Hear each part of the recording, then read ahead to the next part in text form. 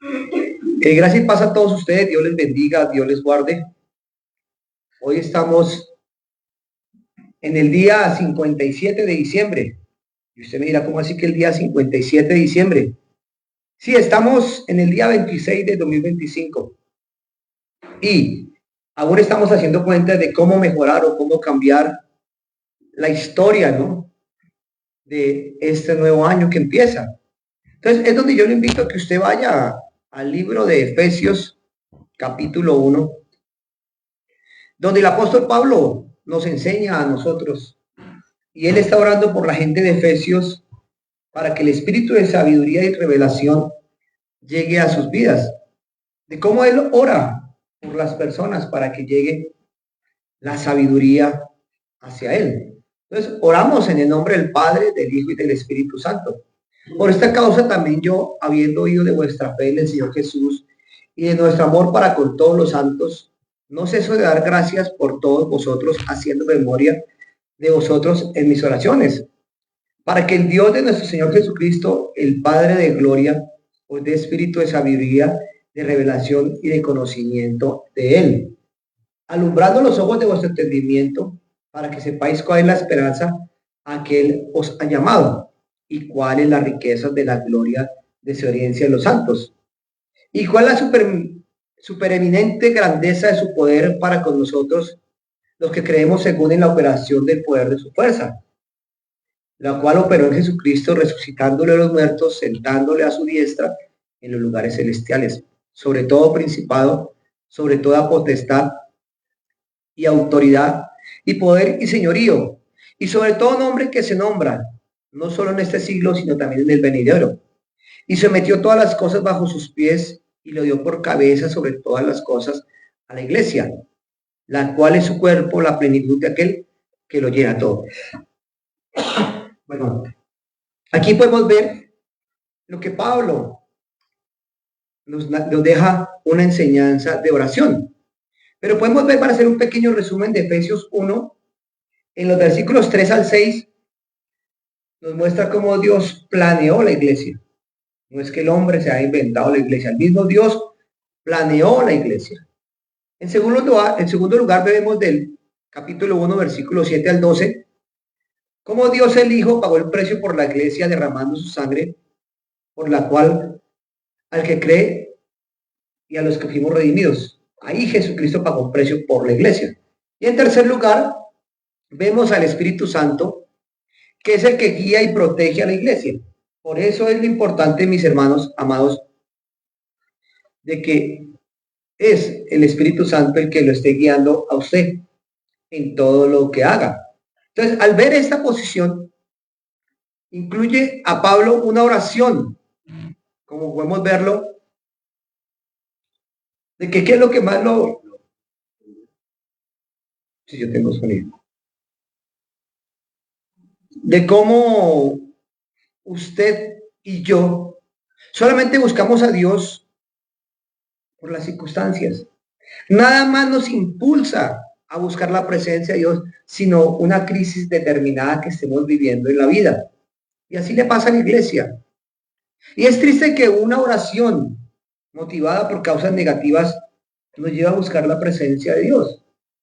Aquí el apóstol Pablo nos impulsa a orar en las cosas positivas. Por eso dice, cuando estamos alegres, pues no buscamos a Dios. Tenemos abundancia, no buscamos a Dios, ni siquiera en acción de gracias. Y aquí el apóstol Pablo nos lleva a que hagamos una lista, porque él hacía una lista por cada persona por la que él estaba orando. Y lo más importante es que expresemos nuestro agradecimiento con mayor frecuencia. Usted le da constantemente gracias a Dios, aún por los alimentos que tiene. Entonces el apóstol Pablo aquí nos está dando ese informe a nosotros, y por eso en el versículo 16 del capítulo 1 dice, no ceso de dar gracias por vosotros. Y es interesante que vemos que Pablo con demasiada frecuencia nos está mostrando que es un hombre destacado en la oración. Y por eso, mis hermanos, tenemos que colocar a Pablo en primer lugar como un hombre de oración, un hombre que era misionero de la cruz, y podemos hacer una lista de los mejores predicadores y oradores que vieron en la Biblia. Encontramos que Pablo fue el principal de ellos después del Señor Jesucristo. Claro, el Señor Jesucristo, acuérdese usted que los discípulos le dicen, Señor, enséñanos a orar. Los mismos discípulos vieron la autoridad de Jesús. Los mismos alguaciles le corresponden a los principales sacerdotes y fariseos, donde le dicen en Juan 7:46, jamás hombre alguno ha hablado como este hombre. Entonces vea que nosotros, la gente tiene que ver que hablamos diferente. Y podemos ver cómo Pablo también fue un buen pastor para las iglesias que él guiaba. Usted puede ser pastor de las personas que Dios le dé a través de la oración para que usted las guíe a conocer al Señor. En Hechos 20 dice que Pablo lloró al despedirse de los creyentes de Efesios. Dice que se abrazaron porque él los amaba profundamente y ellos a él. Entonces eso nos lleva a nosotros a evaluar qué tanto amamos en este caso a nuestro pastor, amamos a nuestros hermanos de la iglesia o solamente quedamos ahí. Y la iglesia no se mide solamente porque usted sepa versículos bíblicos. Se vive en el reflejo del amor del uno hacia otro. Y eso es lo que nos lleva, y se hacía en la iglesia primitiva, era al servicio del cristiano hacia los demás. Y Pablo ocupó el primer lugar. Entonces podemos colocarlo también en un sitio de honor. Está el rey David con sus salmos y sus confesiones graves sobre su pecado. Era un hombre de oración. Podemos ver al profeta Elías en un momento de dificultad ante Baal con la reina Jezabel. Dice que se postró en el monte Carmelo en oración sobre una madera que estaba llena de agua y oró y descendió fuego del cielo y se mostró la gloria de Dios. Podemos ver el rey Daniel, que oraba en orientación hacia Israel con las ventanas abiertas, sabiendo que estaba en un país gobernado por el enemigo. Entonces vemos que sin importar las diferencias, cada uno de estos hombres, inclusive el Señor Jesús, como les decía al principio, los discípulos le dijeron, Señor, enséñanos a orar. La gente tiene que ver en nosotros la diferencia. Y pues a mí me ha ocurrido, la gente cuando dice, Henry, ¿por qué no puedo hacer una oración por mí? Sé que está más cerca de Dios. No sé si a usted se lo habían dicho, pero la gente sabe que usted es creyente, sabe que yo soy creyente. Pero eso se hace la diferencia solamente cuando estamos, ¿qué? A través de la oración. Y aquí podemos ver en este capítulo que Pablo tiene una extensa lista de personas por las que él oraba. No era por uno, era por muchas personas y a la vez por la iglesia que él dirigía, aún estando desde la cárcel. Y por eso la preocupación de Pablo para que usted y yo como creyentes busquemos la oración para pedirle sabiduría y revelación al Señor. ¿Conocimiento de quién? No de su pastor, sino del mismo Señor Jesucristo. Y por eso tenemos que evaluarnos a través de la oración cómo está ese nivel de dependencia de nosotros de Dios. ¿Qué tanto depende usted de Dios? ¿En lo pequeño como en lo grande? Donde usted tiene que entender, mis hermanos, de que la necesidad, la circunstancia difícil, lo lleva a buscar de Dios. Porque como lo decía al comienzo, estando en comodidad y en conformismo no buscamos a Dios. Tenemos todo, no buscamos a Dios. Tenemos dinero, no buscamos a Dios. Y por eso Pablo lo expresa de esta manera en Hechos 9:11. Acuérdese cómo Pablo cae a la presencia de Dios y dice, y el Señor le dijo, levántate y ve a la calle derecha que se llama derecha, busca en la casa de Judas a uno llamado Saulo de Tarso, porque él aquí ora. Aquí vemos como Ananías, el ángel le dice, vaya a Damasco, a la calle derecha, y busca a Saulo de Tarso, porque él ora. No, yo quiero buscar a ese man, si ese man es un asesino de cristianos. Y el ángel le dice, él está orando. Y ahí es donde podemos ver cómo Ananías ve lo que el ángel le dice y va y encuentra a Pablo orando. Y ve el cambio que Pablo tuvo después de ese encuentro con el Señor Jesús. Por eso es importante que usted y yo nos encontremos a diario con el Señor en oración, para que nuestro día transcurra de una manera diferente. La Biblia dice que guarda nuestra entrada, nuestra salida. ¿Cómo le encomendamos al Señor nuestro día? Sabemos que salimos de la casa, pero no sabemos si llegamos. Entonces, aquí Ananías ve un cambio en Pablo, termina orando por él, y es donde Pablo sale a ejercer su ministerio. Mire lo que Efesios 1:16 parte A. Pablo dijo que no cesaba de dar gracias a Dios por ellos. O sea, imagínense la lista que tenía Pablo de estas iglesias. ¿Cuántas personas están en su lista en las que usted ora a diario? Solamente por usted y sus necesidades, pagar sus compromisos. Si hay por lo menos unas 50 personas por las que usted ora en el transcurso del día, ahí está la diferencia en que usted ore en la presencia de Dios. Mientras que usted está orando por esas personas, porque Pablo le dice, versículo 16, parte B, haciendo mención de vosotros en mis oraciones. Pablo mencionaba a cada persona por su nombre. Al mencionar cada persona por su nombre, usted lo está presentando. Señor, aquí está Juanito de los Palotes. Aquí está Hernando X o está Carmencita, donde usted dice, Señor, mira las necesidades de esta persona. Mira lo que está viviendo. ¿Cuántas personas oraron para que nosotros estemos hoy en día aquí? Entonces vemos que había un motivo de Pablo para orar. ¿Y era qué? Por los demás. Él no estaba orando, Señor, me duele aquí, me duele allá, no tengo para los servicios, no tengo para el arriendo. No, el Señor conocía las necesidades de Pablo, pero el Señor veía que Pablo no estaba orando por cosas materiales, sino solamente por cosas que, por bendiciones espirituales. Y las bendiciones espirituales es la primera importancia que tenemos que tener. Miren lo que dice el versículo. Vamos a leerlo del versículo 16 y 17. No ceso de dar gracias por vosotros, haciendo memoria de vosotros en mis oraciones. Versículo 17. Para que el Dios de nuestro Señor Jesucristo, el Padre de gloria, os dé espíritu de sabiduría y de revelación en el conocimiento de Él. Tremendo, ¿sí o no? ¿Para conocer qué?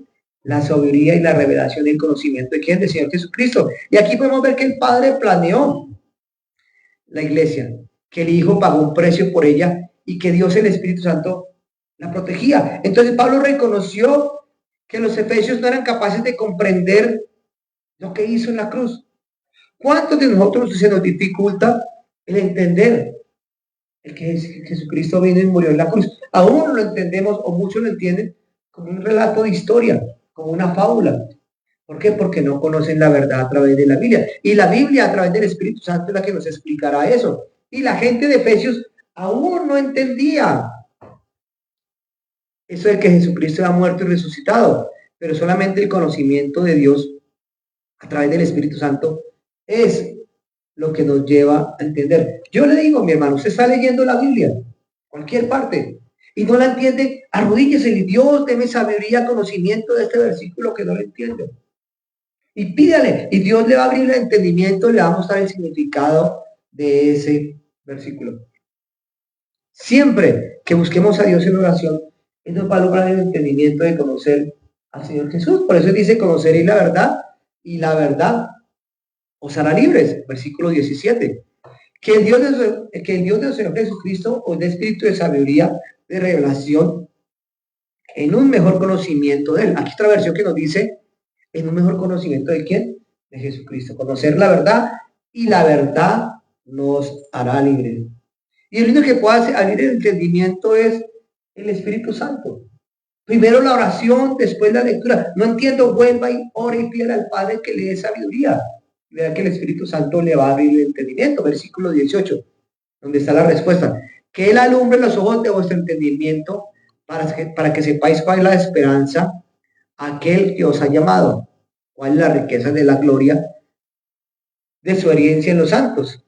Otra versión lo dice de esta manera, que sean iluminados los ojos de vuestro corazón. No es entender con nuestra mente, sino es entender con qué, con el corazón. Ahí es donde podemos ver el carácter de la persona del Señor Jesucristo. Y lo más tremendo es que nuestro corazón nos va a mostrar lo que somos. Jesucristo lo expresaba, que nosotros no somos lo que comemos, sino lo que hablamos, porque la abundancia del corazón, ¿qué? Habla la boca. Y por eso nos lleva a Él a escudriñar las Escrituras y a hacer un énfasis importante en lo que Pablo escribió también en Romanos 10, versículos 9 y 10. Yo se lo leo. Si confiesas con tu boca que Jesús es el Señor y crees en tu corazón que Jesús lo levantó entre los muertos, serás salvo. Porque con el corazón se cree para justicia, pero con la boca se confiesa para salvación. Aquí podemos ver a lo que se refiere el conocimiento espiritual. Y es difícil que una persona entienda de cómo Jesucristo murió y fue levantado de los muertos. ¿Para qué? Para darle salvación a usted. Si usted cree en Jesús y confiesa en Jesús, dice que confiesa para salvación. Estábamos muertos en nuestros delitos y pecados. Entonces Pablo, mire lo que dice, hablando de la profecía de Isaías en 1 Corintios 2, 9, 10, cosas que ojo no vio, ni oído oyó, ni han subido al corazón del hombre, son las que Dios ha preparado para los que le aman. Pero Dios nos la reveló a nosotros por el Espíritu, porque el Espíritu todo lo escudriña aún lo profundo de Dios. Ese es el ministerio del Espíritu Santo, mostrarnos quién es Jesús. Y la Biblia dice que Jesús nos mostrará a través de las Escrituras quién es el Padre. Entonces, mis hermanos, ahí está dispuesto a dejarse enseñar por el Espíritu Santo. Oí una historia de una mujer hace muchos años que era cieguita y no había la escritura Braille cuando eso. Entonces, los hermanos de la iglesia venían y le narraban versículos bíblicos y le hablaban y le hablaban y le leían y le leían. Y un día un gran maestro, un gran pastor llegó a buscar sabiduría en esta señora. Y terminaron hablando sobre Juan 14. Y este hombre que era versado, maestro en la palabra, al escuchar a esta mujer que nunca leyó, pero que siempre escuchó que alguien le decía la Biblia, le explicó de una manera diferente Juan 14. Y este maestro que quedó impactado porque le decía, yo nunca encontré lo que usted me está diciendo. Esta mujer era ciega en su vista física, pero Dios alumbró el entendimiento de su corazón.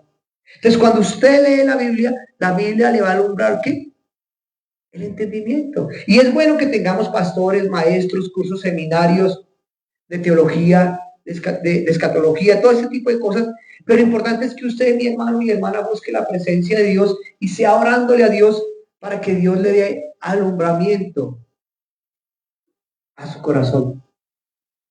Diríjase a Dios, como le decía en un principio, Dios, no entiendo este pasaje de la Biblia. Espíritu Santo, ayúdeme en el nombre de Jesús y verá cómo verá que el Espíritu Santo le mostrará lo que está escrito en la Biblia y podrá conocer de una manera diferente a Jesucristo y al Padre. Y seguimos avanzando, vamos a la parte del versículo 18, parte B, para que sepáis cuál es la esperanza a que Él os ha llamado y cuál es la riqueza de la gloria de su herencia en los santos. Para que sepáis cuál es la esperanza a que Él os ha llamado. Dios lo llama a usted. La Biblia dice mucho los llamados, pocos los escogidos. Dios todos los días está tocando la puerta de su corazón a través de alguien que le predica por las noticias, por la radio, por las revistas, en el Transmilenio, en el bus. Alguien está hablando de Dios. Ahí Dios lo está llamando. Pero ¿cuál es la herencia de los santos? Hermanos, tiene que haber en usted la pasión de conocer a Jesús. Cuando el Señor saca al pueblo de Israel y los saca de Egipto, de su pecado, de su naturaleza antigua de esclavitud, hacia la tierra de Canaán, era la tierra que prometida. Hoy usted y yo estamos en una tierra prestada. Estamos en esta tierra solamente de paso, pero la Biblia dice que nuestra ciudadanía es que celestial. ¿Usted está preparado para irse a la ciudadanía celestial con el Señor? ¿O está mal preparado para irse a un infierno sin Cristo? Ahí es donde hace la diferencia. Usted y yo en este momento estamos viviendo cosas en esta tierra que en su mayoría nos alejan del Señor. Pero llegará el momento que el Señor recogerá a su iglesia y reinaremos con Él en el cielo. Ahí está el que usted pueda reclamar su herencia. Señor, yo quiero estar contigo en el cielo. Pero ¿qué estás haciendo aquí en la tierra para estar en el cielo? ¿Estás conociendo a ese Dios poderoso? Miren lo que dice el versículo 19 de Efesios capítulo 1. ¿Y cuál es la extraordinaria grandeza de su poder para con nosotros, los que creemos según la acción de sus fuerzas o de su fuerza poderosa? Aquí esa palabra fuerza se refiere a la palabra griega dunameos, que es el poder con el que explota la dinamita, y de la palabra griega energía, que enfatiza la capacidad de que al explotar esa dinamita actúa sobre el aire, actúa sobre la tierra y actúa sobre todo lo que hay. Imagínense el poder de una bomba. El versículo 20 lo que dice: esta fuerza operó en Jesucristo, resucitando de los muertos y sentándolo a su derecha en los lugares celestiales. ¿Será que es tremendo este poder para resucitar a un hombre dentro de los muertos? Y no solamente resucitarlo, sino llevarlo, ¿qué? A la diestra del Padre, al poder de Dios. La mayor parte de la gente hoy se preocupa es por ver la historia de Jesús y no la importancia a que Él resucitó y hace su ascensión hacia el Señor. La gente se preocupa de cómo nació Jesús, cómo celebramos la Semana Santa, su muerte, pero no se preocupa que eso va más allá del nacimiento y la muerte de Jesús. Aquí lo más importante es que Él resucitó. La Biblia dice que estamos muertos en nuestros delitos y pecados.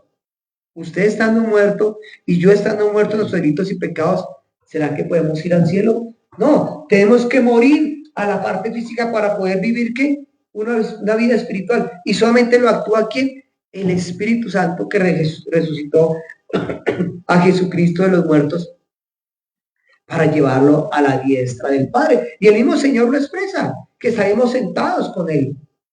Pero ese es el momento, mis hermanos, de que Jesucristo venga y ocupe ese lugar importante en su vida. Él está a la derecha del Padre en este momento intercediendo. Pero dice que vino y se hizo carne y murió para morir. Y al morir resucitar y darnos vida y vida en abundancia. Pablo oraba de esta manera en Filipenses 3:10. Quiero conocerlo a Él y el poder de su resurrección. Quiero que repita conmigo y diga, quiero conocerlo a Él y el poder de su resurrección. Aquí Pablo oraba a Dios y decía, yo quiero conocer a Jesús más y quiero conocer el poder de lo que lo resucitó. Esa tiene que ser su oración a diario, mis hermanos. Poder conocer a ese Jesucristo y poder conocer esa fuerza, ese poder que lo resucitó, lo llevó a la diestra del Padre, porque esa fuerza puede actuar en usted. Por fe recibimos a Jesús en el corazón, por fe confesamos a Jesucristo que es nuestro Señor y Salvador, por fe confesamos de que el Espíritu Santo es el que está guiando nuestras vidas por sendas de justicia por amor a su nombre. Vayamos finalmente a los versículos 21 y 23. Dice, sobre todo principado y autoridad, poder y señorío, y sobre todo nombre que se nombra no solo en este siglo, sino también en el venidero. Y sometió todas las cosas debajo de sus pies y los dio por cabeza sobre todas las cosas a la iglesia, la cual es su cuerpo, la plenitud de aquel que todo lo llena en todo. Aquí Pablo concluye con una oración de una forma más elevada. La iglesia es un organismo, es el cuerpo de Cristo y Cristo es la cabeza de la iglesia. Algún día, mis hermanos, en el futuro, todo va a estar bajo su control, todo va a estar bajo su control. Unos con Él y otros apartados de Él. Mire lo que dice Hebreos 2:8. Todo lo sujetaste bajo sus pies. En cuanto le sujetó todas las cosas, nada dejó que no le sea sujeto, aunque todavía no vemos las cosas que le sean sujetas. Parece un trabalengua. Todo lo sujetó. Pero falta que se realice la obra para al final estar todo culminado. Y él lo expresó de esa manera, Padre, culminado está. Toda la obra la terminó en el día que él murió en la cruz. Donde el enemigo pensó que lo había vencido. Pero ese día Jesucristo venció el pecado y venció ¿qué? La muerte. Y es la iglesia a la que nos referimos que está formada por verdaderos cristianos. Hoy mucha gente habla de ser creyente. Hoy mucha gente habla de ser cristiano. Pero ni lee la Biblia, no la conoce. El creyente es aquel que ora, lee la Biblia y la pone en práctica. Y como les hay muchos organismos que se identifican como iglesia, pero al escucharlos vemos que no obedecen al Señor. Acuérdense lo que decía al principio, que los soldados le dijeron: nunca habíamos visto a un hombre hablar como este hombre. Qué bueno que la gente pueda ver en nosotros, que digan: mire, este cómo habla de diferente. En este no está la murmuración, en este no está el chisme, en este está tal cosa, en este cosas negativas, contrarias a lo que hizo Jesucristo. Porque, mis hermanos, hoy hay muchos llamados cristianos que están paralizados porque no tienen una visión correcta del Hijo. Y por eso usted y yo, mi hermano, tenemos que postrarnos en la presencia de Dios, a pedirle espíritu de sabiduría y de revelación, como Pablo nos lo expresa aquí, para que podamos conocerle a Él. Fíjense en este pequeño ejemplo. Un hombre está desahuciado de muerte. Ya no tiene nada que hacer en la vida. Los médicos lo echan afuera del hospital. O le dicen a su familia: llévenlo para su casa. Pero póngale cuidado a este ejemplo. Un hombre está en el medio de un río con fuertes corrientes y este hombre no sabe nadar. Cada orilla está distante y patalea, chapalea, hace lo que sea para sostenerse y no sabe qué hacer en ese momento. Es dejarse llevar por la corriente, porque su fuerza no puede llegar ni a la orilla derecha ni a la orilla izquierda. Pero imagínese usted, mi hermano y hermana, que en ese momento llega un barco salvavidas y le dice a este hombre, y le extienden la mano y le dicen: ¿quieres una casa? ¿Quieres un carro? ¿Quieres una buena esposa? ¿Quieres un buen hijo?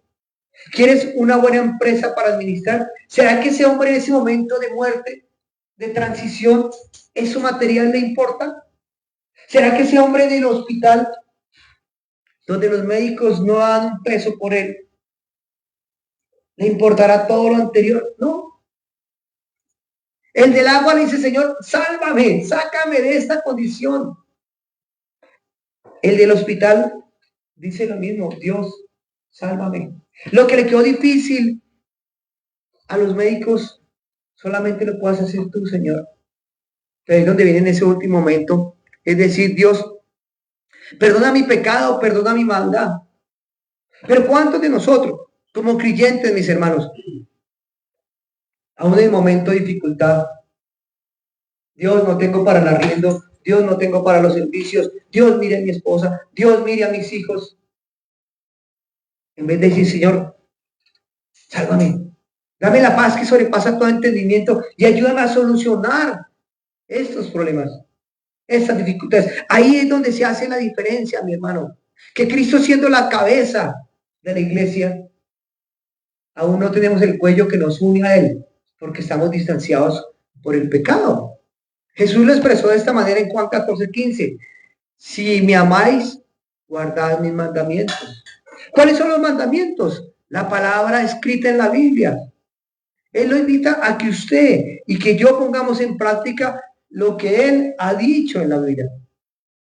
De que usted ejercite ese don, que al leer y practicar la Biblia y el amor que Dios tiene hacia nosotros lo podamos reflejar hacia otras personas. Y eso es lo que tiene gran importancia, mis hermanos, en este recorrido que nos falta aquí en la tierra. ¿Qué y cómo lo estamos haciendo? Miren lo que dice Pablo en 1 Corintios capítulo 12, versículos 12 y 13. Así como el cuerpo es uno y tiene muchos miembros, pero todos los miembros del cuerpo, siendo muchos, forman un solo cuerpo también. Así también Cristo.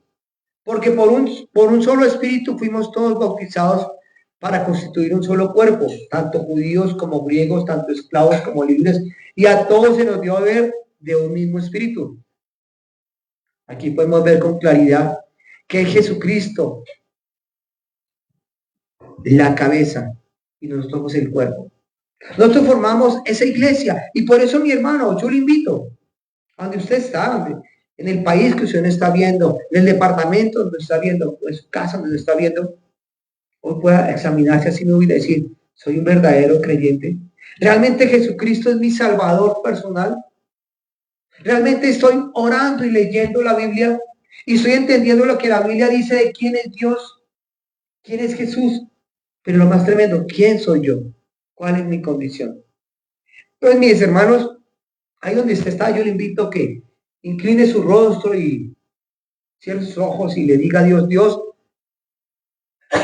en el nombre de Jesús yo te pido, Señor, que me des entendimiento y la revelación, la sabiduría para poder conocer a más de Jesús. Que yo pueda conocer a Jesús vivo, muerto y resucitado, Señor. Y poder conocer ese poder que levantó a Jesucristo de los muertos, que lo resucitó. Pero poder conocer de ese poder que lo llevó al cielo, Señor.